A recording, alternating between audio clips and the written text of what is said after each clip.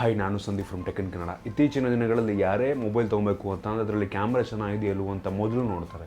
Camera ಚೆನ್ನಾಗಿದೆ ಅಂದರೆ ಒಂದು ಮೊಬೈಲ್ನ ತಗೋತಾರೆ. ನಮ್ಮ ಭಾರತದಲ್ಲಂತೂ ಫುಲ್ಲು ಕ್ಯಾಮ್ರಾ ಚೆನ್ನಾಗಿರಬೇಕು, ಸೆಲ್ಫಿ ಕ್ಯಾಮ್ರಾ ಚೆನ್ನಾಗಿರಬೇಕು, ಡಿಸ್ಪ್ಲೇ ಚೆನ್ನಾಗಿರಬೇಕು, ಈ ರೀತಿ ಆಗ್ತಾ ಇರುವಂಥದ್ದು. ಆ ಕಾರಣಕ್ಕೆ ಡ್ಯುಯಲ್ ಕ್ಯಾಮ್ರಾ ಬಂತು, ಟ್ರಿಪಲ್ ಕ್ಯಾಮ್ರಾ ಬಂತು. ಇದೀಗ ವಿಶ್ವದ ಮೊದಲ 4 ಕ್ಯಾಮ್ರಾವನ್ನು ಹೊಂದಿರುವಂಥ ಒಂದು Galaxy A9 Samsung Galaxy A9 phone ನಾನಿವತ್ತು ಅನ್ಬಾಕ್ಸ್ ಮಾಡ್ತಾ ಇದ್ದೀನಿ. ಯಾವುದಿದೆ ಒಂದು ಫೋನ್ ಏನು ಚೆನ್ನಾಗಿದೆ, ಏನು ಚೆನ್ನಾಗಲ್ಲ, ಇದ್ರ ಬಗ್ಗೆ ಕಂಪ್ಲೀಟ್ ಡೀಟೇಲ್ ನಾನು ನಿಮಗೆ ತಿಳಿಸ್ಕೊಡ್ತೀನಿ. ಅದಕ್ಕಿಂತ ಮುಂಚೆ ನೀವು ನಮ್ಮ ಟೆಕ್ ಇನ್ ಕನ್ನಡ ಯೂಟ್ಯೂಬ್ ಚಾನಲ್ನ ಸಬ್ಸ್ಕ್ರೈಬ್ ಮಾಡ್ಕೊಂಡಿಲ್ಲ ಅಂತಂದರೆ ಈಗಲೇ ಸಬ್ಸ್ಕ್ರೈಬ್ ಮಾಡಿ, ಪಕ್ಕ ಇರುವಂಥ ಬೆಲ್ ಐಕನ್ನ ಕೂಡ ಕ್ಲಿಕ್ ಮಾಡಿ. ಮತ್ತು ನಮ್ಮ ಇನ್ಸ್ಟಾಗ್ರಾಮ್, ಫೇಸ್ಬುಕ್ ಪೇಜ್ ಎರಡರ ಲಿಂಕ್ ಕೂಡ ಡಿಸ್ಕ್ರಿಪ್ಷನ್ ಇದೆ, ಅದಕ್ಕೂ ಕೂಡ ನೀವು ಫಾಲೋವನ್ನು ಮಾಡ್ಬೋದು. ಮೊದಲನೇದಾಗಿ ಒಂದು ಫೋನನ್ನು ಅನ್ಬಾಕ್ಸ್ ಮಾಡೋಣ. ನೋಡ್ತಾ ಇದ್ದಾರೆ ಒಂದು ಬಾಕ್ಸನ್ನು ನಾನೀಗಾಗಲೇ ಕವರ್ನ ಓಪನ್ ಮಾಡಿದ್ದೀನಿ. ಈ ಒಂದು ಬಾಕ್ಸನ್ನು ಹಚ್ಚಿದರೆ ನೀವು ನೋಡ್ತಾ ಇದ್ದೀರ ಮೇಲೆ ಆ್ಯಕ್ಚುಲಿ ಫೋನ್ನ ಇಡಲಾಗಿಲ್ಲ. ಈ ಒಂದು ಯೂಸರ್ ಮ್ಯಾನ್ಯುಯಲ್ ಮತ್ತು ಒಂದು ಒಳಗಡೆ ಒಂದು ಬ್ಯಾಕ್ ಕವರ್, ಟ್ರಾನ್ಸ್ಪರೆಂಟ್ ಬ್ಯಾಕ್ ಕವರನ್ನು ಈ ಒಂದು ಬಾಕ್ಸ್ ಒಳಗೆ ನೀಡಲಾಗಿದೆ. ಅದನ್ನು ಪಕ್ಕಕ್ಕೆ ಇಡೋಣ. ಅದಾದ ನಂತರ ನೀವು ನೋಡ್ತಾ ಇದ್ದೀರಾ ಈ ಒಂದು ಮೊಬೈಲ್ನ ನೀವು ಓಪನ್ ಮಾಡಿದ್ರೆ ಕೆಳಗಡೆ ಒಂದು ಅಕ್ಸೆಸರೀಸ್ನ ನೀಡಲಾಗ್ತಾ ಇರುವಂಥದ್ದನ್ನು ನೋಡ್ತಾ ಇದ್ದೀರಾ. ಒಂದು ಡಾಟಾ ಕೇಬಲ್ ಇದೆ, ಇದರಲ್ಲಿ ಡಾಟಾ ಕೇಬಲ್ ನೋಡೋಕ್ಕೆ ಸಿಗುತ್ತೆ. ಆಮೇಲೆ ಒಂದು ಹೆಡ್ಫೋನ್ ಮತ್ತು ಒಂದು ಫಾಸ್ಟ್ ಚಾರ್ಜಿಂಗ್ ಅಡಾಪ್ಟರ್ ನೀವು ಇಲ್ಲಿ ನೋಡ್ತಾ ಇದ್ದೀರಾ. ಅದನ್ನು ಬಿಟ್ಟರೆ ಬೇರೆ ಏನೂ ಇರೋದಿಲ್ಲ. ಮತ್ತು ಇದರೊಳಗೆ ಒಂದು ಸಿಮ್ ಎಜೆಕ್ಟರ್ ಟೂಲ್ನ ಸಹ ನೀಡಲಾಗಿದೆ. ಇದರೊಳಗೆ ಇದೆ, ನೋಡ್ತಾ ಇದ್ದೀರಾ ನೀವು. ಇದನ್ನು ಬಿಟ್ಟರೆ ಬಾಕ್ಸ್ ಒಳಗೆ ಬೇರೆ ಇನ್ನೇನು ಇಲ್ಲ. ಇಷ್ಟು ಒಂದು ಫೋನ್ ಅನ್ಬಾಕ್ಸಿಂಗ್. ಈ ಒಂದು ಫೋನ್ನ ಬಿಲ್ಡ್ ಕ್ವಾಲಿಟಿ ಬಗ್ಗೆ ಮಾತನಾಡೋದ್ರೆ ಕ್ರೇಜಿ ಬಿಲ್ಡ್ ಕ್ವಾಲಿಟಿ ಅಂದರೆ ಅದಕ್ಕೆ ಇಷ್ಟಪಡ್ತೀನಿ. ಗ್ಲಾಸ್ ಬಾಡಿಯಿಂದ ಆಗಿರುವಂಥದ್ದು ಈ ಒಂದು ಫೋನ್ ಕೈಯಲ್ಲಿ ತುಂಬ ಚೆನ್ನಾಗಿ ಕೂತ್ಕೊಳುತ್ತೆ. ಒಂದು ವೆಯ್ಟ್ ಇದೆಯಲ್ಲ, ಆ ಕೈಗೆ ಒಂದು ಏನೋ ಒಂದು ಸ್ಯಾಟಿಸ್ಫ್ಯಾಕ್ಷನ್ ಕೊಡುತ್ತೆ ಅಂತಲೇ ಹೇಳ್ಬೋದು. ಈ ಒಂದು ಫೋನಲ್ಲಿ 3.5 mm ಹೆಡ್ಫೋನ್ ಜಾಕ್ ಮತ್ತು USB Type-C ಇನ್ಕ್ಲೂಡ್ ಮಾಡಿರುವಂಥ ತುಂಬ ಒಳ್ಳೆಯ ವಿಷಯ ಅಂತ ಹೇಳ್ಬೋದು. ಮತ್ತು ಇದರಲ್ಲಿ ಸಪ್ರೇಟಾಗಿ ಒಂದು ಬಿಕ್ಸ್ ಬೈ ಈ ಒಂದು ಸ್ಯಾಮ್ಸಂಗ್ ಅಸಿಸ್ಟೆಂಟ್ ಅಂತ ಹೇಳ್ಬೋದು, ಅದಕ್ಕೆ ಒಂದು ಸಪ್ರೇಟ್ ಬಟನ್ನ ಸಹ ನೀಡಲಾಗಿದೆ. ಇದಲ್ಲದೆ ಮಾಮೂಲಿ ಎಲ್ಲ ಫೋನ್ಗಳಲ್ಲಿ ಇರೋ ರೀತಿ ಒಂದು ನಾಯ್ಸ್ ಕ್ಯಾನ್ಸಲೇಷನ್ ಮೈಕ್ರೋಫೋನ್ ಆಗಿರ್ಬೋದು, ವಾಲ್ಯೂಮ್ ಲಾಕರ್ ಮತ್ತು ಪವರ್ ಬಟನ್ ಸಹ ನಮಗಿಲ್ಲಿ ನೋಡೋದಕ್ಕೆ ಸಿಗುತ್ತೆ. ಇನ್ನು ಒಂದು ಫೋನ್ನ ಸ್ಪೆಸಿಫಿಕೇಶನ್ ಬಗ್ಗೆ ಮಾತನಾಡಿದ್ರೆ ಈ ಒಂದು ಫೋನ್ 6.3 ಇಂಚ್ ಇರುವಂಥದ್ದು, ಫುಲ್ HD+ ರೆಸೊಲ್ಯೂಷನ್ ಇದರಲ್ಲಿರುವಂಥದ್ದು.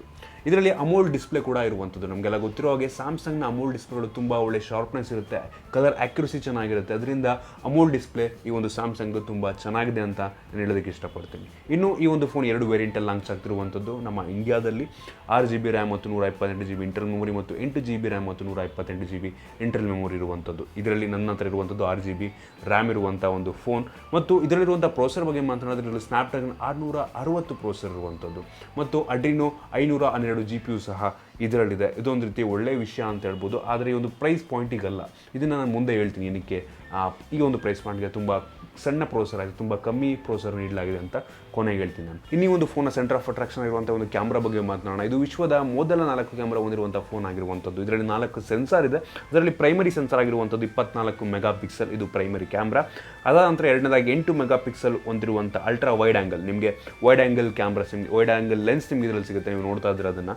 ಇನ್ನು 10 ಮೆಗಾಪಿಕ್ಸೆಲ್ನ ಈ ಒಂದು ಟೆಲಿಫೋಟೋ ಲೆನ್ಸನ್ನು ಇದರಲ್ಲಿ ನೀಡಲಾಗಿದೆ. ಇದರಲ್ಲಿ 2x ಝೂಮ್ ನಮಗೆ ಇದರಲ್ಲಿ ಸಿಗುತ್ತೆ. ಇನ್ನು ಕೊನೆಯದಾಗಿ 5 ಮೆಗಾಪಿಕ್ಸೆಲ್ನ ಒಂದು ಡೆಪ್ತ್ ಸೆನ್ಸರ್ ನಮಗೆ ಇದರಲ್ಲಿ ಸಿಗುತ್ತೆ. ಇನ್ನು ಮುಂದಿನ ಕ್ಯಾಮ್ರಾ ಏನು ಕಮ್ಮಿ ಇಲ್ಲ, ನಮಗೆ ಫ್ರಂಟ್ ಕ್ಯಾಮ್ರಾ ಸಹ 24 ಮೆಗಾಪಿಕ್ಸೆಲ್ ಇರುವಂಥದ್ದು. ಅದು ಕೂಡ ತುಂಬ ಒಳ್ಳೆಯ ಒಂದು ಪಿಕ್ಚರ್ ಕ್ವಾಲಿಟಿಯನ್ನು ನೀಡುತ್ತೆ. ನಾನು ಟೆಸ್ಟ್ ಮಾಡಿದ್ರೆ ಹಾಗೆ ಫ್ರಂಟ್ ಮತ್ತು ಬ್ಯಾಕ್ ಎರಡೂ ಸಹ ತುಂಬ ಒಳ್ಳೆಯ ಪಿಕ್ಚರ್ ಕ್ವಾಲಿಟಿಯನ್ನು ನೀಡುತ್ತೆ. ಮತ್ತು ಇದರಲ್ಲಿ ಬ್ಲರ್ ಎಫೆಕ್ಟ್ ಸಹ ಇದರಲ್ಲಿ ನಾವು ನೀಡ್ಬೋದು, ಅದು ಸಾಫ್ಟ್ವೇರ್ ಬ್ಲರ್ ಆಗಿರುವಂಥದ್ದು. ಇನ್ನು ಕೊನೆಯದಾಗಿ ಒಂದು ಫೋನಲ್ಲಿ 3800 mAh ಕೆಪಾಸಿಟಿ ಹೊಂದಿರುವಂಥ ಬ್ಯಾಟ್ರಿ ಇರುವಂಥದ್ದು. ಒಂದು ರೀತಿ ತುಂಬ ಜಾಸ್ತಿನೂ ಇಲ್ಲ, ತುಂಬ ಕಮ್ಮಿನೂ ಇಲ್ಲ, ಓಕೆ ಅಂತ ಅನಿಸುತ್ತೆ. ಒಂದು 3800 mAh ಕೆಪಾಸಿಟಿ ಬ್ಯಾಟ್ರಿ ಈ ಒಂದು ಫೋನ್ಗೆ ಓಕೆ ಅಂತ ನನಗನ್ಸುತ್ತೆ. ಇನ್ನು ಈ ಒಂದು ಫೋನಲ್ಲಿ ಇಷ್ಟ ಆಗದಿರುವಂಥ ಕೆಲವೊಂದು ವಿಷಯಗಳನ್ನ ಹೇಳೋದಕ್ಕೆ ಇಷ್ಟಪಡ್ತೀನಿ. ನಿಮಗೆಲ್ಲ ಗೆಸ್ ಮಾಡಿರ್ಬೋದು ನೀವು ಆಗಲೇ ಈ ಒಂದು ಫೋನ್ನ ಬೆಲೆ ಮತ್ತು ಅದರಲ್ಲಿರುವಂಥ ಪ್ರೊಸೆಸರ್.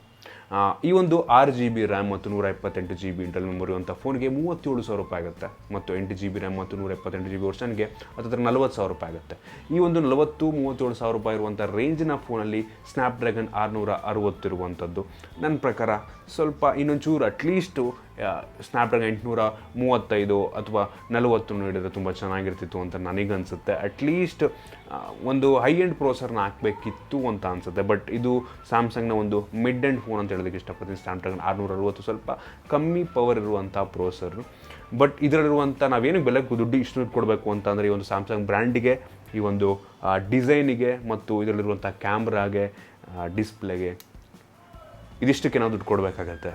ಅದು ಬಿಟ್ಟರೆ ತುಂಬ ಜನ ಕೇಳ್ತಾ ಇದ್ದಾರೆ ನನಗೆ, ಈ ಫೋನ್ ತೊಗೊಳೋದ್ರ ಬದಲು OnePlus 16 ತೊಗೊಬೋದಲ್ಲ, ಸೇಮ್ ಕಾಸ್ಟ್ ಇದೆ, ತುಂಬ ಪವರ್ಫುಲ್ ಆಗಿದೆ, ಡಿಸ್ಪ್ಲೇ ಚೆನ್ನಾಗಿದೆ, ಡಿಸೈನ್ ಚೆನ್ನಾಗಿದೆ, ಇದನ್ನು ತೊಗೊಬೋದಲ್ಲ ಅಂತ. ಅದು ನಿಮಗೆ ಇಷ್ಟಪಟ್ಟಿದ್ದು. ಸ್ಯಾಮ್ಸಂಗ್ ಬ್ರ್ಯಾಂಡ್ ನಿಮ್ಗೆ ಇಷ್ಟ ಇದೆ ಅಂತ ಅಂದರೆ, ಈ ಒಂದು ಪ್ರೈಸಲ್ಲಿ ನಿಮಗೆ 4 ಕ್ಯಾಮ್ರಾ ಇರುವಂಥ ಫೋನ್ ಬೇಕು ಅಂತ ಕ್ರೇಜ್ ಇದೆ ಅಂತ ಅಂದರೆ ಖಂಡಿತ ಈ ಫೋನ್ನ ತೊಗೊಬೋದು. ಅಥವಾ ನಿಮ್ಗೆ ಒಳ್ಳೆ ಪವರ್ ಬೇಕು ಅಂತಂದರೆ ಬೇಕಾದ್ರೆ ನೀವು ಆ ಒಂದು ಬ್ರ್ಯಾಂಡ್ನ ಫೋನ್ನ ಕೂಡ ನೀವು ಚೂಸ್ ಮಾಡ್ಬೋದು. ಇದಿಷ್ಟು ಈ ಒಂದು ಫೋನ್ನ ರಿವ್ಯೂ ನನಗೆ ಅನಿಸಿದ್ದು. ನಿಮಗೆ ಒಂದು ವಿಡಿಯೋ ಇಷ್ಟ ಆಗಿದೆ ಅಂತ ಅನ್ಕೋತೀನಿ. ಒಂದು ವಿಡಿಯೋ ಇಷ್ಟ ಆಗಿದ್ರೆ ಲೈಕ್ ಮಾಡಿ, ಶೇರ್ ಮಾಡಿ. ಇದೇ ರೀತಿ ನಮ್ಮ ಬೇರೆ ಬೇರೆ ವಿಡಿಯೋಗಳಿಗೆ tech in Kannada YouTube channel subscribe click ಮಾಡಿ, ಬೆಲ್ಲೈಕನ್ ಕೂಡ ಕ್ಲಿಕ್ ಮಾಡಿ.